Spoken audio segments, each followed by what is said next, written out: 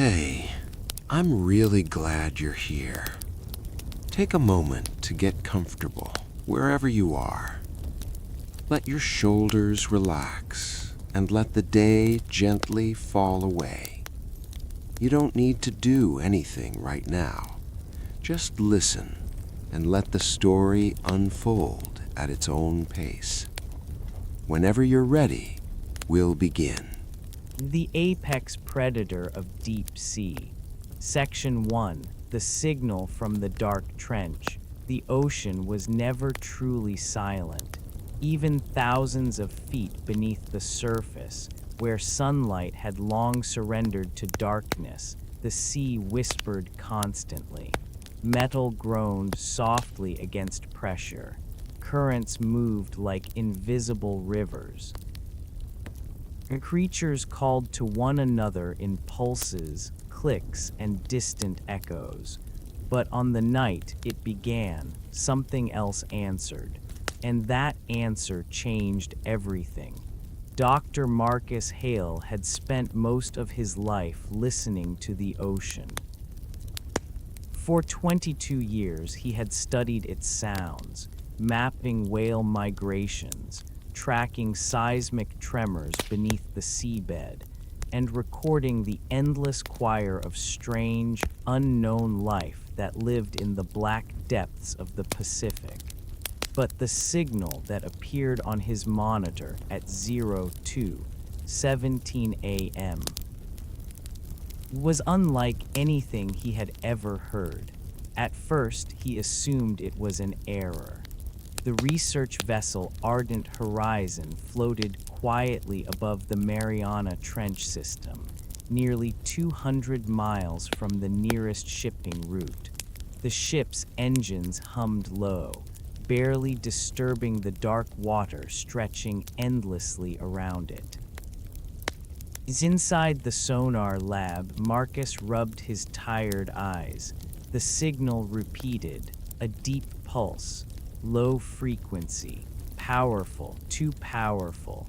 The waveform on the screen spiked again. Marcus leaned forward slowly.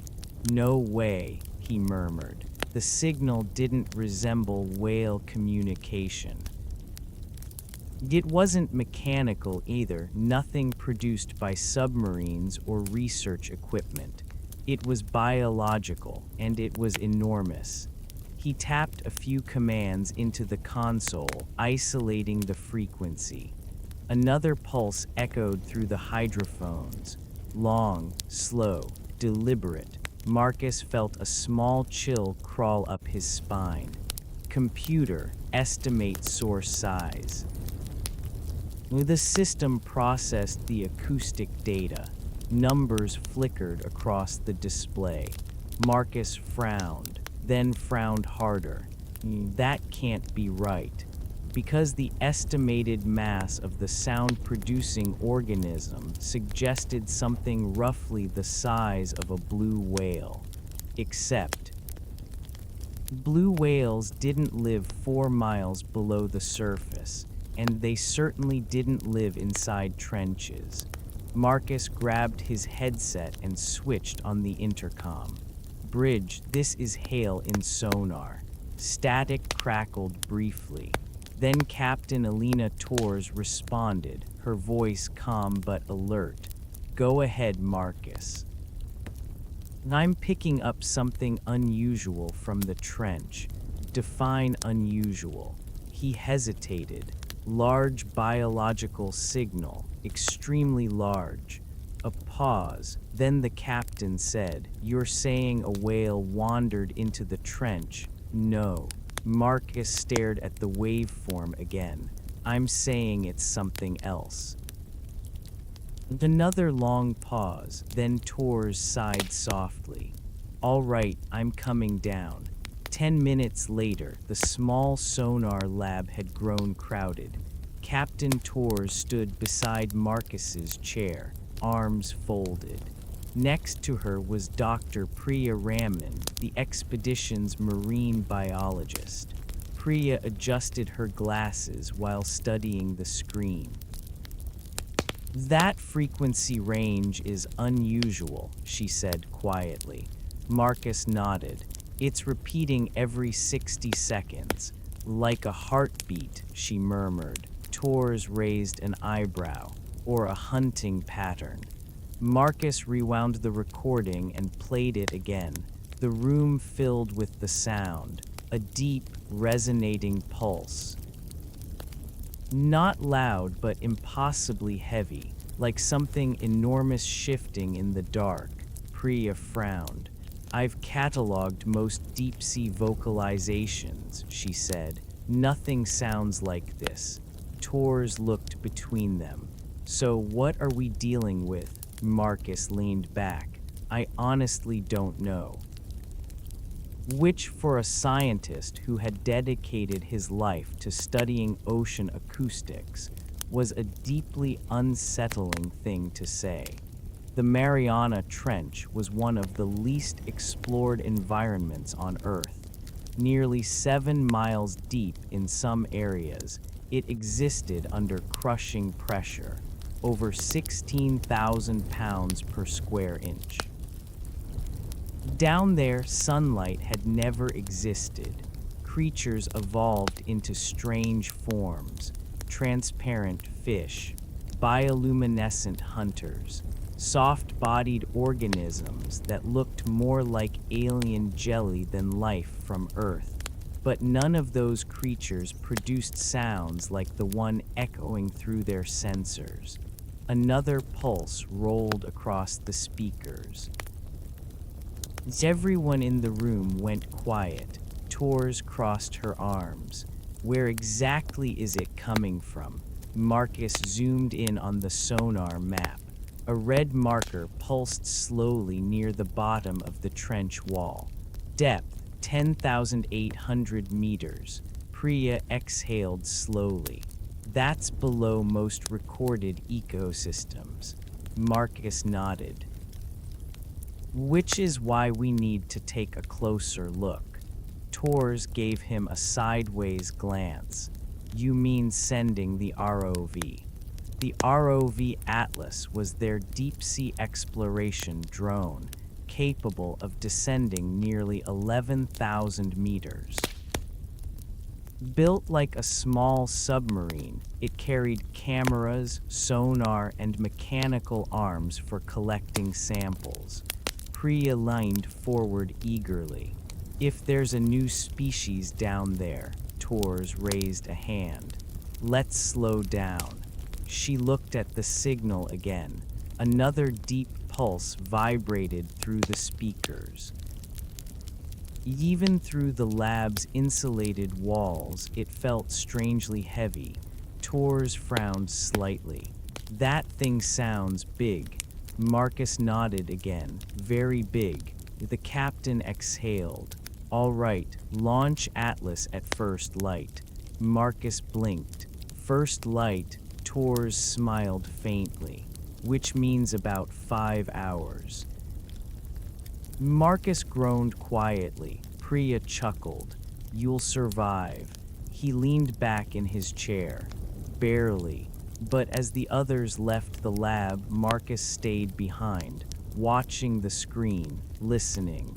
The signal continued, slow, patient, like something waiting. Outside, the Pacific stretched endlessly under the night sky. No land. No ships, just water, and beneath it, miles of darkness. At 07:42 a.m., the crew gathered on the deck. The sky was pale gray, waves gentle and slow. Technicians carefully lowered the ROV Atlas into the water using a massive crane.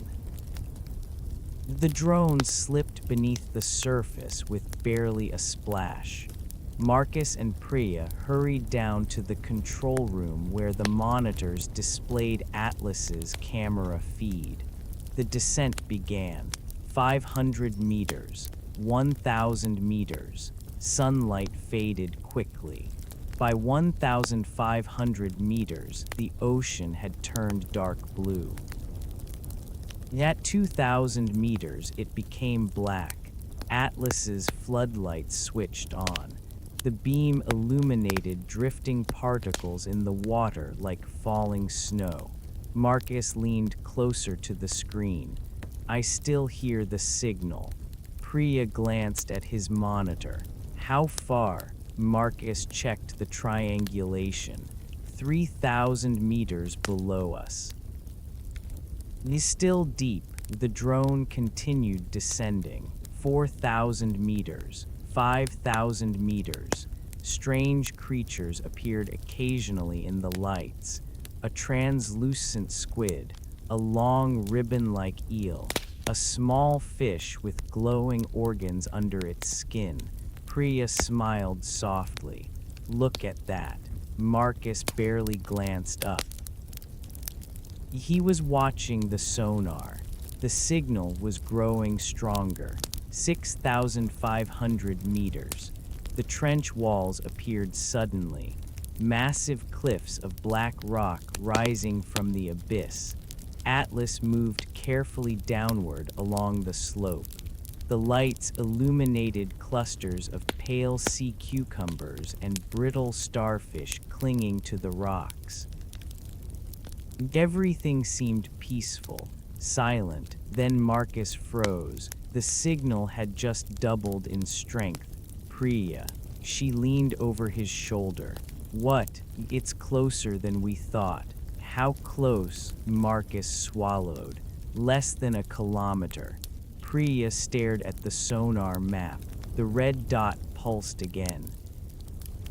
Another deep echo vibrated through the speakers. The sound seemed heavier now, almost deliberate. Priya whispered softly. Something down there is making that. Marcus nodded slowly. And it's getting louder. Atlas descended further, 9,000 meters. The trench floor began appearing through the darkness. Soft sediment stretched across the seabed like pale dust. Marcus leaned closer to the screen. Something felt wrong.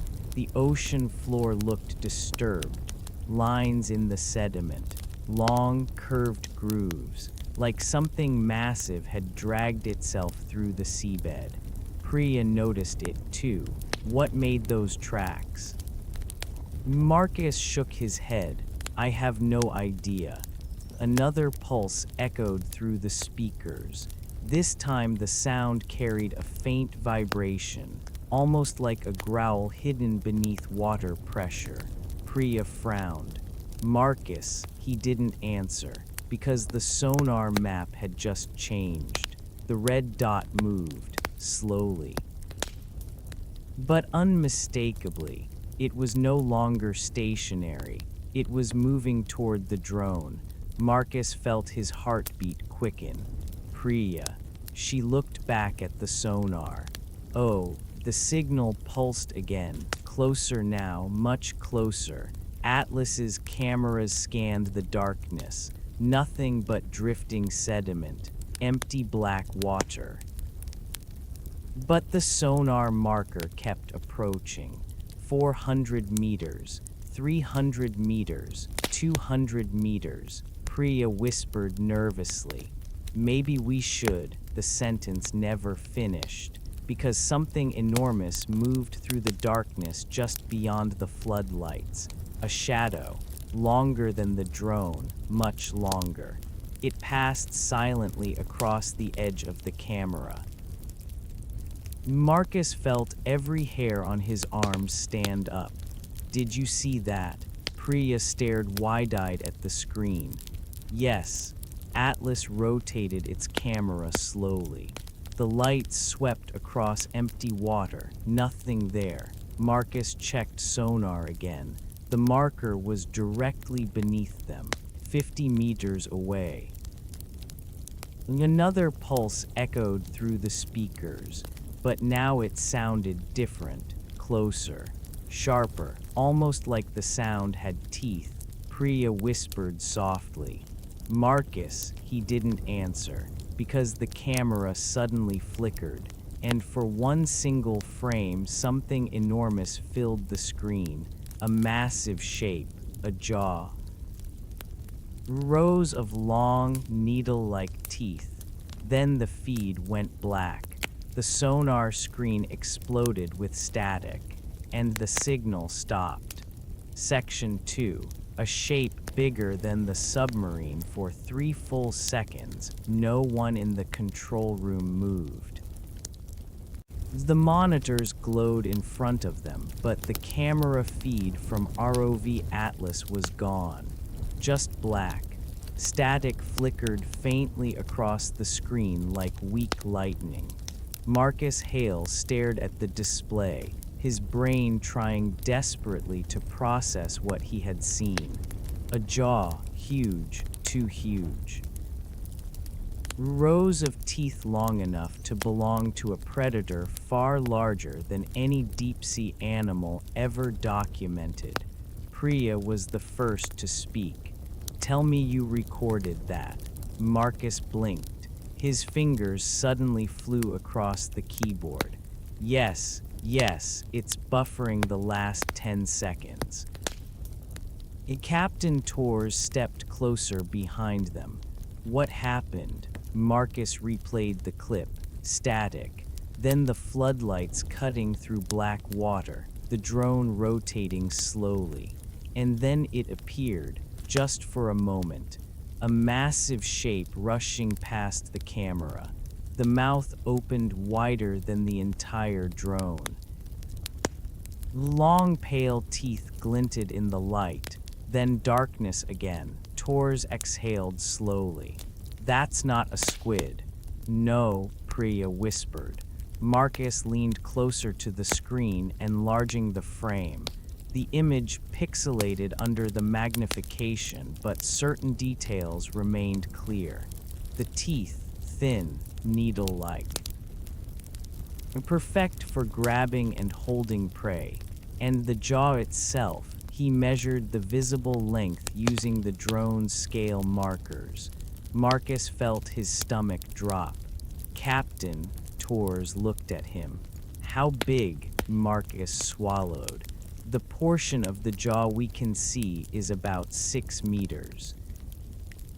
Priya's eyes widened. 6 meters for just the jaw. Marcus nodded slowly. If the proportions are correct, the full creature could be 25 meters long. Torres folded her arms. "That's the size of a blue whale." Marcus nodded again. "But whales don't have teeth like that." The room fell quiet. Outside the ship, waves tapped softly against the hull. Inside, the hum of electronics filled the silence. Priya broke it first. "What happened to Atlas?" Marcus checked the telemetry feed. Signal strength was fluctuating. "Still connected," he said, "but cameras are offline. Damage." "Possibly," Torres frowned. "Can we bring it back?" Marcus nodded. "I'm initiating ascent now." He entered the command. On another screen, the depth indicator slowly began climbing. 10,800 meters, 10,700, 10,600. Priya exhaled slowly. "Good." Then the sonar alarm sounded, a sharp electronic tone. Marcus turned immediately. The acoustic display lit up. The signal had returned, and it was louder, much louder. Torres leaned forward. "That thing again." Marcus stared at the waveform. "Yes." Priya looked between the screens. "Is it moving?" Marcus's fingers hovered over the controls. Then he nodded slowly. "It's following Atlas." The ROV continued ascending. 10,200 meters, 9,800 meters. The sonar pulse repeated again. Deep, slow, deliberate. The same rhythm they had heard the night before, but now the intervals were shorter. Instead of 60 seconds, 30. Priya frowned. "Why would it follow the drone?" Marcus had an uncomfortable answer forming in his mind, but he didn't say it yet. Instead, he zoomed the sonar display. The red marker appeared again, below the drone, closing distance. Tors saw it immediately. How fast is that thing moving? Marcus did quick calculations. About 8 knots. Priya's eyes widened. At that depth, the pressure alone should have slowed large animals, but this creature moved with disturbing ease. Atlas reached 9,000 meters. The trench walls passed slowly on the camera feed that had partially returned. One floodlight worked. The other flickered. Sediment drifted through the beam. Everything looked peaceful. But the sonar told a different story. The red dot crept closer. 500 meters, Tors spoke calmly. Marcus, increase ascent speed. I already did. The drone climbed faster. 8,500 meters. The signal pulsed again. 20 seconds now between pulses. Marcus noticed something strange. Captain, Tors looked at him. That sound, it's changing. How? Marcus zoomed the waveform. It's not just a pulse anymore. Priya leaned closer. He isolated the frequency, played it through the speakers. The deep tone echoed through the room again, but now something else accompanied it. A faint secondary vibration, almost like a rumble. Priya whispered softly, "It's communicating." Tors raised an eyebrow. With what? No one answered, because none of them wanted to consider the possibility that there might be more than one. Atlas reached 8,000 meters. The trench walls were fading into open water again. Marcus felt a small wave of relief. Maybe the creature wouldn't leave the trench. Maybe the sonar marker suddenly surged upward. Marcus's heart skipped. A captain. And Tors looked at the screen. The red dot accelerated, closing the distance rapidly. 400 meters, 300, speed, she asked. Marcus checked again. 15 knots. Priya stared. That's impossible. Deep-sea creatures rarely moved that fast. Energy was too scarce, the environment too extreme, but the marker continued climbing. 200 meters, 150. Marcus's pulse began racing.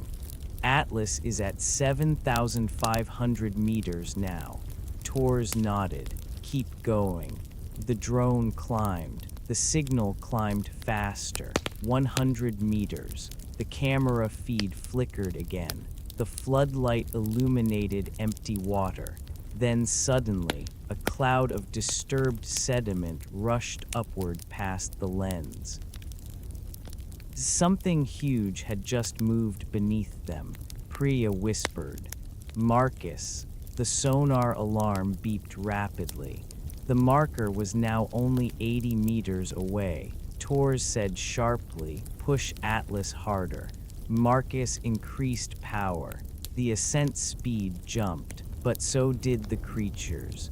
The sonar pulse came again, but this time, it wasn't just one, 2 pulses, one slightly behind the other. Priya's voice dropped. That's not an echo. Marcus stared at the display. 2 markers now appeared, one large, one slightly smaller. Following it, Tors exhaled slowly. You've got to be kidding me. Marcus whispered, there are 2. Atlas reached 7,000 meters. The ocean around them darkened again as the trench faded into open abyss. The drone's camera rotated slowly. Nothing visible, just drifting particles in the floodlight beam. but the sonar markers kept climbing. 70 meters, 60, 61. Priya's breathing had become shallow. Marcus tried to focus on the controls. Almost halfway up, Tors didn't respond. She was staring at the camera feed, because something had just appeared at the very edge of the light. A shadow, long, smooth, moving upward. Marcus saw it too. His hands froze on the controls. The shadow slid across the darkness like a living submarine. It was easily 3 times longer than Atlas, and it wasn't alone. Another shape followed behind it. Priya whispered, "Oh my God." The first creature drifted closer to the light. The beam finally touched its body. And for the first time, they saw it clearly. Smooth gray skin, massive muscular form, a head shaped like a cross between a shark and something far older. Its eyes glowed faintly in the floodlight, cold, unblinking. Marcus's voice trembled. "That's not possible." Priya leaned closer to the screen. Its mouth opened slightly. Rows of needle teeth shimmered, but something else caught her attention. Scars, long white scars across its body, as if it had fought something equally large. Tors spoke quietly. "That's the apex predator." The creature tilted its head slightly, studying the drone, studying them. Then it opened its mouth wider and released another deep pulse. This one vibrated through the ship's speakers so powerfully that the metal desk rattled. Priya flinched. Marcus checked sonar again. The second creature was still behind it, larger than Atlas, smaller than the first, following closely. He whispered, "A juvenile." Tors turned slowly. "You're saying that thing has babies?" Marcus nodded, but his voice sounded hollow. "Yes." The camera feed suddenly jerked. The creature surged forward, the screen filled with gray skin and teeth. Marcus shouted, "Hold on." The image shook violently. The floodlight shattered. Darkness swallowed the screen again. The sonar alarm screamed. Signal lost. Priya grabbed Marcus's arm. Did it destroy Atlas? Marcus stared at the telemetry feed. Signal strength flickered weakly, then stabilized. He blinked. "Wait." Tors leaned closer. "What?" Marcus's eyes widened. "It didn't attack." Priya frowned. "What do you mean?" Marcus pointed at the depth indicator. Atlas had stopped ascending, at exactly 6,500 meters, as if something was holding it in place. The sonar screen cleared again. 2 massive red markers hovered beside the drone, not attacking, not leaving, just circling slowly, watching. Studying, and then for the first time since the encounter began, a third signal appeared, much deeper below them, far larger than the others. Priya whispered in disbelief, "Marcus." He didn't answer, because the sonar size estimation was updating.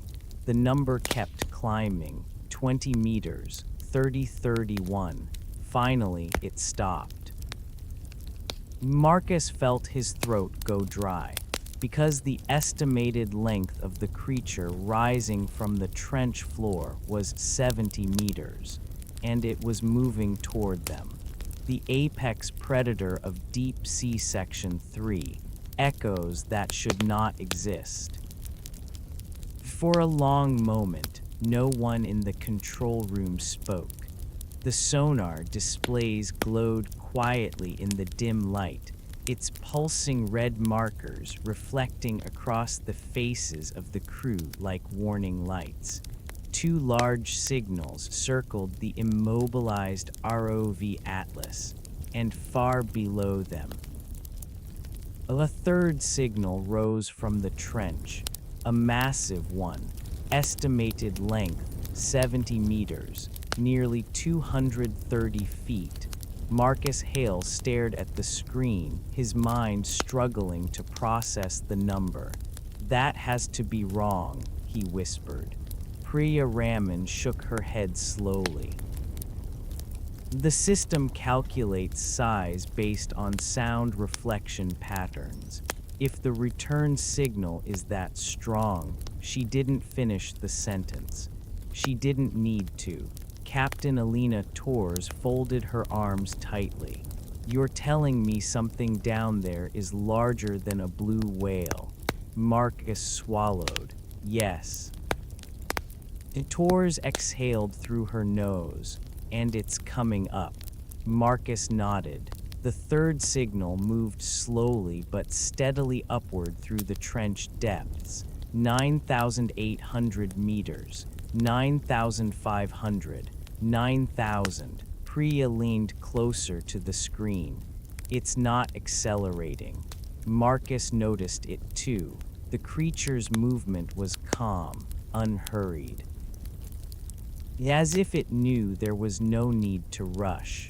The two smaller predators continued circling Atlas like curious wolves around an unfamiliar object.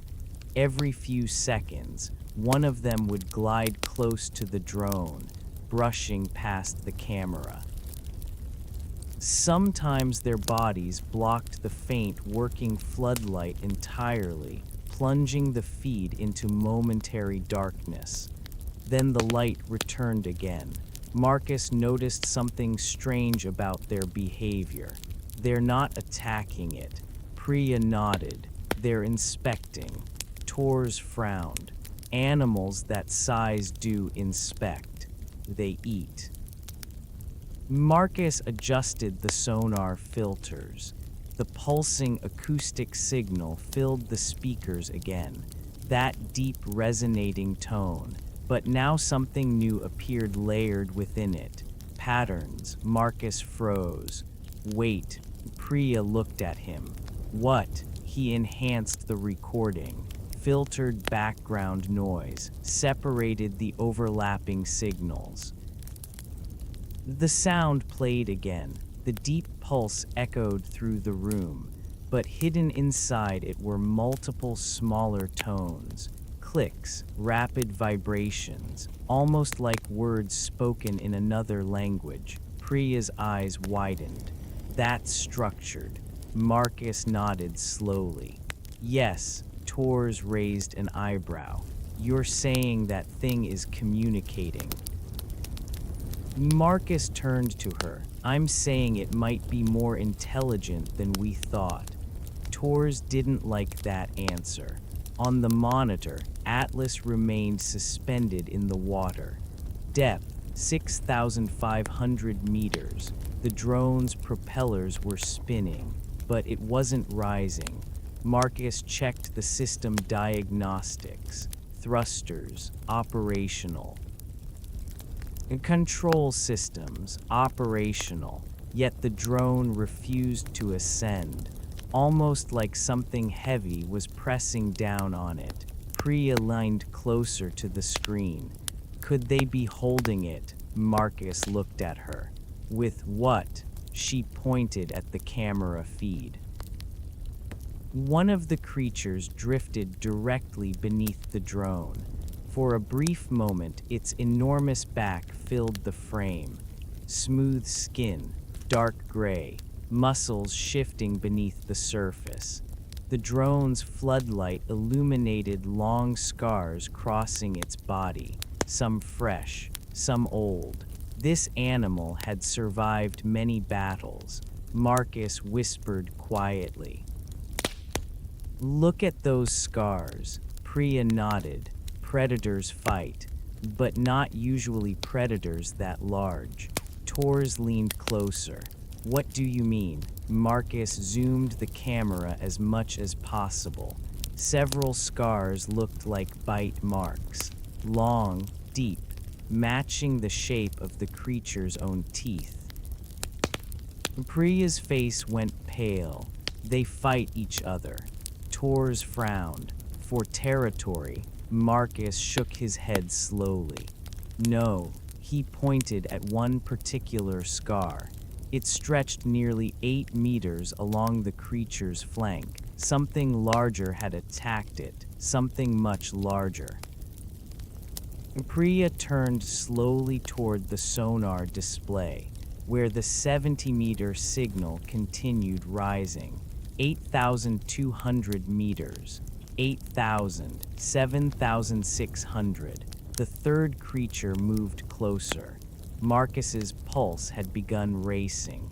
The room felt smaller somehow, tighter. Priya whispered, "What if they're not predators?" Marcus blinked. "What?" She gestured toward the two circling Atlas. They aren't attacking the drone, they're observing it. Marcus understood what she meant. Predators typically reacted to unfamiliar prey quickly. These creatures weren't behaving like hunters. They were behaving like researchers, like scientists examining something strange. Tors said quietly. "You think they're curious?" Priya nodded. "Yes." Tors crossed her arms. "I'd prefer they stay curious." Another sonar pulse echoed through the speakers, but this time the sound changed again. The pitch lowered. The vibration deepened. Marcus stared at the waveform. "That's new." Priya leaned closer. "What does it mean?" Marcus didn't answer immediately, because the two smaller creatures had suddenly stopped circling. They drifted downward, slowly, moving away from the drone. Tors noticed it too. "They're leaving." Marcus nodded, but his eyes were fixed on the sonar display. Because the third signal had reached 7,000 meters, and it was enormous, even the sonar screen struggled to display it fully. The red marker filled half the map. Priya whispered, "That thing is massive." Marcus zoomed the drone's camera forward. The floodlight illuminated empty water. But something moved beyond the edge of visibility. A shadow, so large that it blotted out the faint glow of drifting particles in the water. The camera trembled slightly, not from movement, from water displacement. Something huge was approaching, very slowly. Marcus felt the back of his neck prickle. "Captain." Tors stepped closer. "I see it." The shadow grew darker.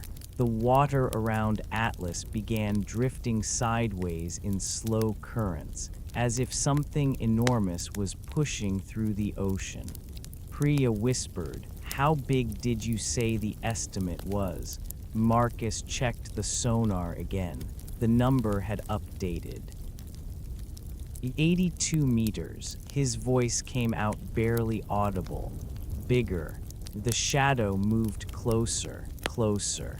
And then the creature entered the floodlight. Everyone in the room stopped breathing, because nothing in the known ocean looked like this. The head appeared first, broad, flattened, with a jawline that stretched nearly the width of the drone's camera view. Its skin looked darker than the other two, almost black. Long scars crisscrossed its massive body. Old battle wounds, ancient ones. One eye drifted slowly into view. Huge, larger than a car tire. Golden, unblinking. Marcus whispered in disbelief, "That's the parent." The creature moved slowly around the drone. Its body continued passing through the camera frame for nearly 10 full seconds. Massive muscles rolled beneath thick skin. Its tail alone looked longer than Atlas itself. Priya exhaled slowly. That's the apex predator. Tors said quietly, no. They both looked at her. Tors pointed at the scars again. That's the survivor. The creature stopped moving. Its enormous head turned toward the drone, toward the camera, toward them. For a moment, it simply stared. Marcus felt an uncomfortable thought creep into his mind. What if it wasn't just looking at the drone? What if it somehow knew there were people watching through it? The giant creature opened its mouth slightly. Rows of enormous needle teeth gleamed, far larger than the smaller predators. But something else sat deep inside its mouth. Bioluminescent tissue, faint glowing lines along the roof of its throat. Priya leaned closer. That's strange. Marcus nodded. Very. The creature released another deep pulse. This one shook the speakers violently. The sonar screens flickered. Marcus's headphones vibrated painfully. Priya grabbed the desk. What was that? Marcus stared at the waveform. His eyes widened slowly, because the sound wasn't just a pulse. It was a pattern, a repeating sequence, and it matched something stored in the ship's acoustic database. Marcus quickly ran a comparison. The computer searched thousands of recorded ocean signals, then displayed a result. Marcus stared at it in disbelief. Priya looked over his shoulder. What does it say? Marcus's voice trembled. It's similar to, he paused, because the comparison result was absurd, impossible. The closest match in the database was whale language. Priya blinked. That can't be right. Marcus nodded slowly. I know. Tors frowned. You're saying that monster talks like a whale. Marcus shook his head. No, he pointed at the screen. It talks like something that evolved alongside whales. The massive creature continued staring into the camera. The smaller predators drifted behind it, almost respectfully, like younger animals waiting for a leader. Priya whispered, "It's the dominant one." Marcus nodded. Yes. The creature released another pulse, then turned slowly. Its massive body began drifting back toward the trench. The smaller ones followed. Atlas suddenly lurched upward. Marcus looked at the controls. The pressure's gone. The drone began ascending again. 6,200 meters. 6,000. 5,800. The creatures didn't follow. They simply watched until darkness swallowed them again. Priya leaned back in her chair slowly. The room felt silent, heavy. Marcus whispered quietly, "Captain." Tors looked at him. What? He turned the sonar screen toward her. Because the third signal hadn't disappeared. It had simply moved deeper again, but before it vanished. The sonar had recorded something new. 3 more faint signals, far below the trench, much larger than the first 2. Priya's voice came out barely audible. Marcus, he didn't answer, because the ocean floor beneath them suddenly felt a lot less empty. And a terrifying realization began forming in his mind. They hadn't discovered a predator. They had discovered an ecosystem. And the creature they saw might only be one of many.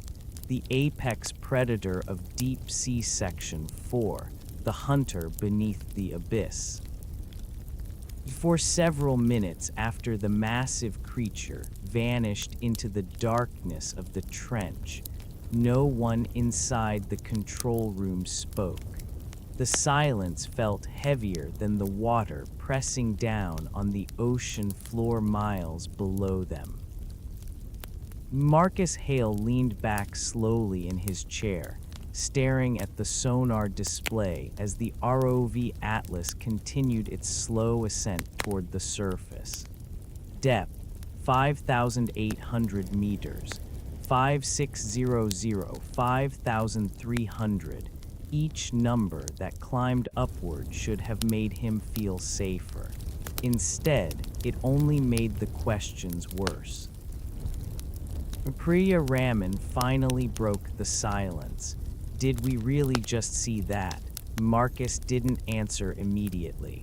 He replayed the last few minutes of sonar data. The waveform of the enormous creature's pulse rolled across the screen like a slow-moving storm. Deep, complex, structured. Finally, Marcus nodded. Yes. Captain Alina Torres remained standing with her arms folded, watching the monitors carefully. We have the recording. Marcus nodded again. Everything. Priya leaned forward, excitement slowly replacing the shock in her voice. This changes everything. Torres glanced at her. That's one way to look at it. Priya's eyes were shining now. Captain, if creatures that large live down there, we're looking at a completely unknown branch of marine evolution. Marcus quietly added, and possibly a very old one. Priya nodded. Exactly. She tapped the sonar screen. These animals are adapted to extreme pressure, extreme cold, and total darkness. That means they've probably existed down there for millions of years. Torres raised an eyebrow, and somehow nobody noticed until tonight. Marcus gave a small, uneasy smile. 7 miles of ocean will hide a lot of secrets. Above them, the ardent horizon drifted gently on the quiet Pacific waves. Sunlight glittered across the surface of the water. To anyone looking from above, the ocean appeared calm, peaceful.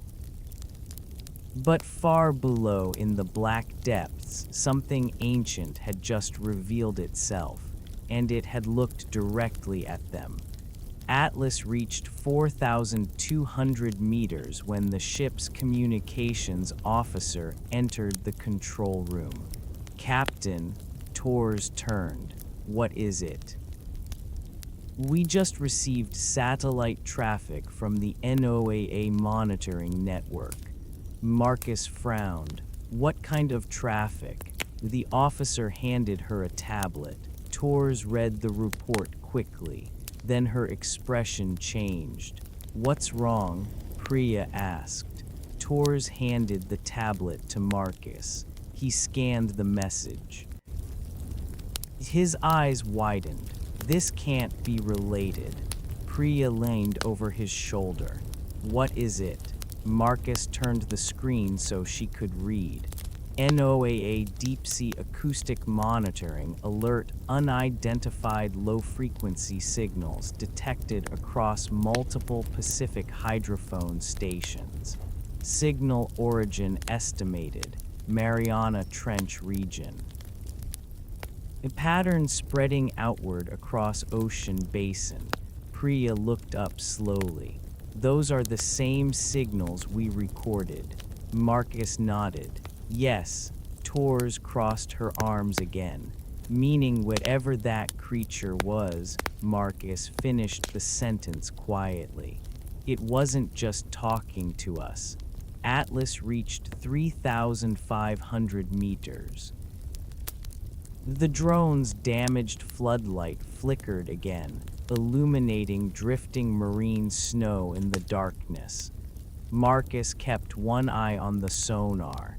He wanted to believe the creatures had stayed in the trench, but the acoustic sensors were still detecting faint echoes, distant but present. Priya leaned back thoughtfully. If that was the dominant predator down there, Marcus nodded. The apex. Then what were the other signals we saw? Marcus tapped the sonar replay. The 3 additional signals beneath the trench still appeared in the data. Larger, much deeper. He exhaled slowly. I don't know. Torres said quietly, could be other adults. Priya shook her head slowly. No, they both looked at her. Priya pointed to the sonar depth readings. They were deeper than the trench floor. Marcus frowned. That's impossible. The trench is the deepest point in the ocean. Priya nodded. Yes. She zoomed the data again. The signals were faint but real. Depth estimate, 11,200 meters. That was nearly half a kilometer deeper than the trench floor itself. Marcus whispered, that would mean, Priya finished the thought, another layer of the trench. Torres frowned. There's no chart showing that. Marcus gave a quiet laugh. Captain, there's barely any charting of the trench at all. He pointed to the sonar map. The bottom of the Mariana system is mostly guesswork. Priya's voice lowered. If there's another chamber beneath the trench.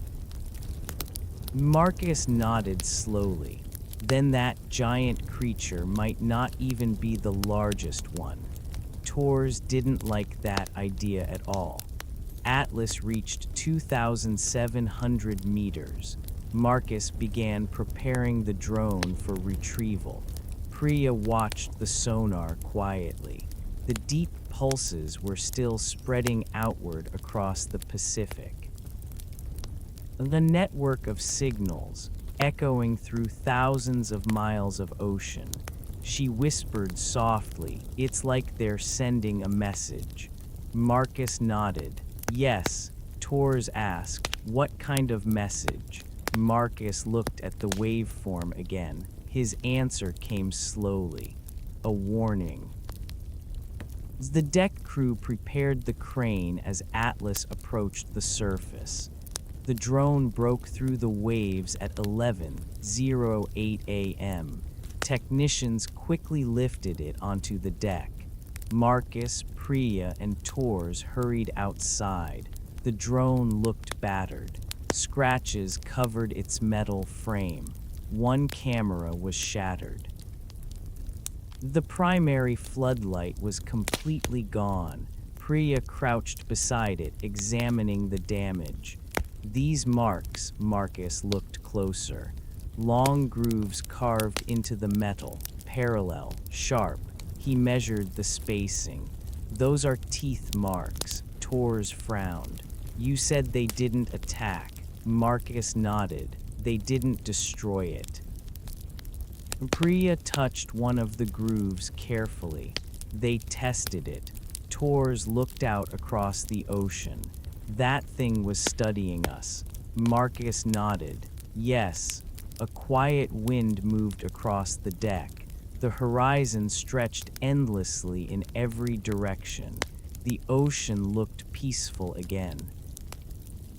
But now every member of the crew knew something enormous lived beneath it.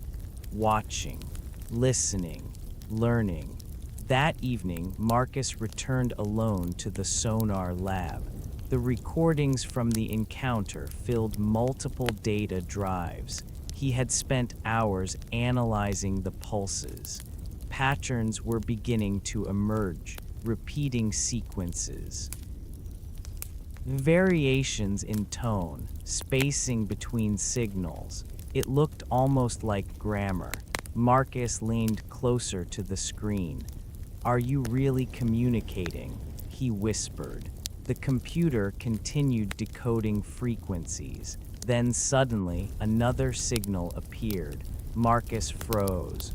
The sonar sensors had just detected a new pulse, not from the trench. From much closer, he checked the depth, 900 meters. His stomach tightened. That was far above the trench, almost halfway to the surface. Marcus activated the external hydrophones. The signal came again, deep, familiar. His heart began pounding, because the waveform matched the large predator perfectly. Marcus grabbed the intercom. "Captain Torres, you need to get down here." Her voice came back instantly. "What is it?" Marcus stared at the sonar display. The signal moved again, closer to the ship. Distance, 3 kilometers. It followed us. Silence filled the intercom for a moment. Then Torres said quietly, "Are you sure?" Marcus watched the red marker glide slowly toward the ardent horizon. His voice felt tight. "Yes." Priya rushed into the room seconds later. "What's happening?" Marcus pointed at the screen. Her eyes widened. "That's the big one." The pulse came again. Stronger this time. Torres entered the room behind her. "How close?" Marcus checked again. 2 kilometers. The ship drifted quietly on the calm sea. The water outside remained perfectly still, but far beneath them something enormous was rising, studying, watching the strange metal creature floating above its world. Priya whispered softly, "It's curious." Marcus shook his head slowly.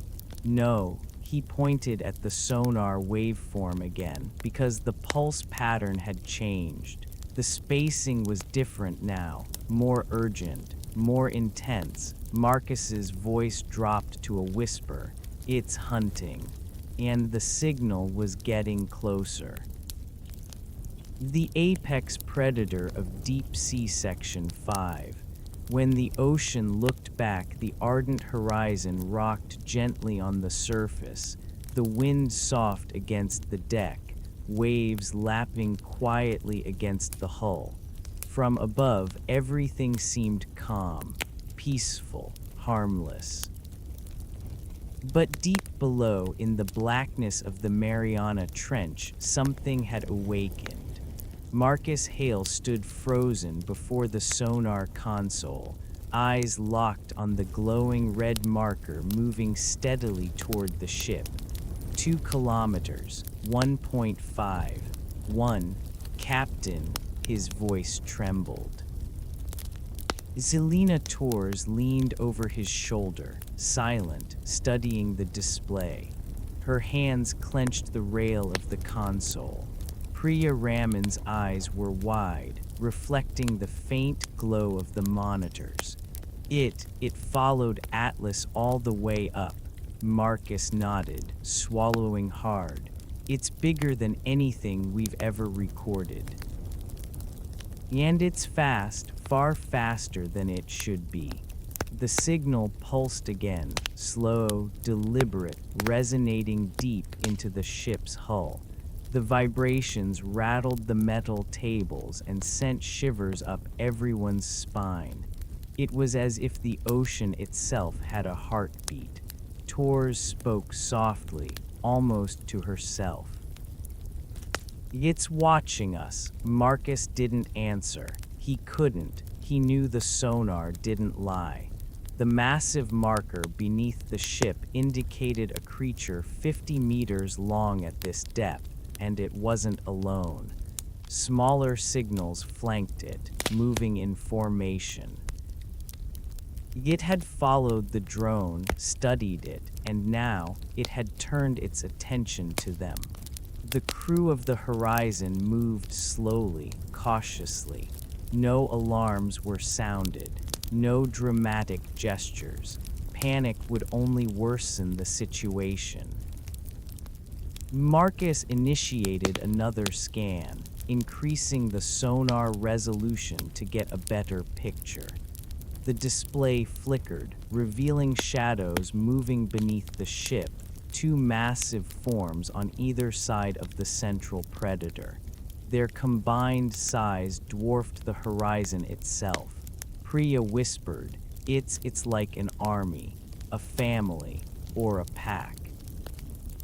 Marcus felt the pit in his stomach grow heavier. These were not ordinary deep-sea predators.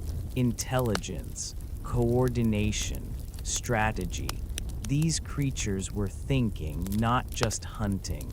Another pulse resonated through the hull, stronger this time, almost like a warning.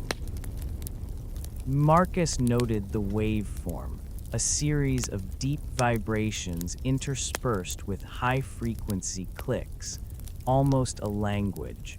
"I'm recording everything," Marcus said, his fingers flying over the console.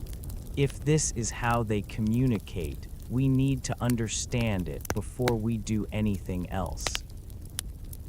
Torres looked out over the side of the deck, the sun casting faint gold streaks over the waves. "We're not just observers anymore. We've entered their territory." The ocean below had become alive with movement. The large predator drifted closer, slow, majestic, horrifying. The smaller ones flanked it, circling, observing. The shadows beneath the horizon seemed to stretch endlessly. Marcus enhanced the sonar imaging. Then it happened. A wave of sound emanated from the apex predator. Not just the pulsing signal, but something far deeper, vibrating through the water and into the hull. The entire ship trembled as if the sea itself had exhaled. Crew members stumbled slightly. Priya clutched the edge of the console. Torres remained steady, eyes locked on the display. Marcus replayed the signal, enhancing it. The pattern was unmistakable now, a rhythmic, complex pulse intertwined with clicks and deep undertones. It's marking the area," he said slowly, realization dawning. "It's warning us, or claiming this space." Priya's voice was a whisper, "or testing us." Marcus didn't respond. He felt the gravity of the moment settle over him. For the first time in his life, he felt small, not just in comparison to the ocean, but to what lived in it. Hours passed. The horizon floated silently. The predator hovered beneath, always maintaining distance but never leaving. The two smaller creatures drifted alongside it, silent, patient. Marcus, Priya, and Torres sat in the sonar room, exhausted. Every nerve felt frayed. Every thought weighed down by the enormity of what they were witnessing. Finally, Torres spoke, her voice calm but firm. "We need to make a decision." Marcus turned toward her. "What decision? To leave, to retreat?" Priya shook her head. "We can't. We've just discovered something that could redefine our understanding of life on Earth. We can't walk away now." Tor's gaze hardened. "And if it decides to follow us further or attack?" Marcus swallowed. He had already considered it. If the creature wanted them gone, or worse, it could destroy the horizon before they even knew it. Priya leaned over the console, analyzing the signals again. "It's not aggressive, not yet. It's studying us, testing us, maybe even curious. But intelligence at this scale, we don't know what that means." Torres exhaled slowly. "Then we wait and observe, nothing more. We let it dictate the pace." For the next several hours, the horizon became a silent observer in the predator's realm. The massive form drifted beneath them, shadowing the ship, occasionally pulsing the low-frequency vibrations. The smaller ones maintained their positions, occasionally weaving in between the predators like sentinels. Marcus studied the data, tracing the patterns of sound and movement. Something almost human-like appeared in the rhythms, an intelligence, deliberate, methodical. It was communicating, not with them exactly, but within its own network. Priya muttered, "They're coordinating. The apex is the leader, the others obey. There's structure, hierarchy." Marcus nodded slowly. Hierarchy, strategy. It's a civilization of predators. Tors, standing silently, glanced out at the endless horizon. We're guests in a world we barely understand. The sun dipped low, casting the ocean in shades of gold and purple. The horizon floated on the calm surface, a tiny island of human technology above the greatest predators the ocean had ever produced. That night, Marcus sat alone in the sonar room, reviewing the recordings. The massive apex predator had released another pulse, rhythmic, structured, precise. It carried through the deep, reverberating through the hull like the heartbeat of a god. Marcus whispered to himself, "We thought we were at the top." But the ocean, it's looking back. A shiver ran down his spine. Outside, the calm sea glittered under the moonlight, and far beneath them, in the eternal black of the deep trench, something ancient, intelligent, and terrifying stirred. The ocean had awakened, and it was watching. There's nothing else you need to listen for now. Just let your breathing stay slow and easy. If you're still awake, that's okay. And if you're drifting off, let yourself go gently.